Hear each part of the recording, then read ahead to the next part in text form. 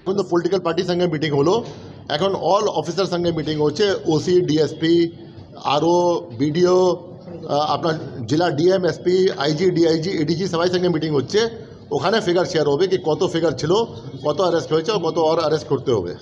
কেন্দ্রীয় বাহিনী যে পোলিং বুথ আছে 100 মিটার ভিতর শুধু কেন্দ্রীয় বাহিনীর রোল থাকবে।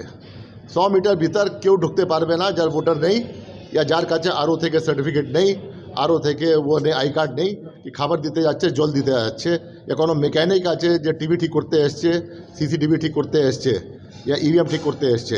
100 মিটার ভিতর একটা লাইন থাকবে যেখানে পেন্ট থেকে হবে, চক থেকে হবে, কোনো লোক ভিতরে ঢুকতে পারবে না সিএপিএফ পারমিশন ছাড়া। অন্য জায়গা বি কিউআরটিতে সিএপিএফ থাকবে, সঙ্গে ম্যাজিস্ট্রেট থাকবে, যেখানে যেখানে গন্ডগোল হবে, যেখানে কন্ট্রোল রুম থেকে খবর যাবে ওরা যাবে।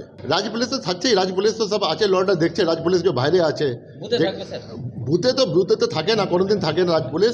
একজন কনস্টেবল কোথায় কোথায় থাকে লাইন লাগাইছেন না, আমরা কোনো ইনস্ট্রাকশন দিলাম না, আমরা সব শুনতে এসেছিলাম কি ওদের কী কী গ্রিভেন্স আছে, কী কী সাজেশন আছে, আমরা সব জানিয়ে দিচ্ছি ওদেরকে কি আমরা কীরকম অ্যাকশন করবো, বিএলও কী কাজ আছে, সিএপিএফ কী কাজ আছে।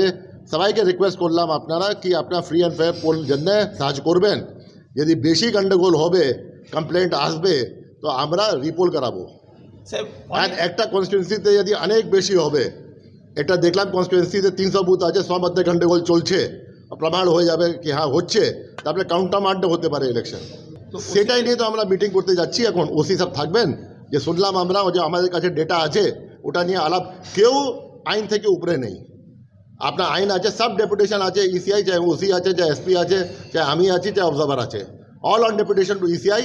আর ইসিআই পরিষ্কার বলছে এবার ফ্রি ফায়ার ইলেকশন হবে, কোনো যে আছে লোক ভয় করবে না, গিয়ে পরবর্তী অবস্থাতে ভোট দিতে যাবে। হ্যাঁ হয়েছে, অ্যাকশন হয়েছে, 2-3 ওসি সাসপেন্ড भी হয়েছে, অনেক ওসি ট্রান্সফার হয়েছে।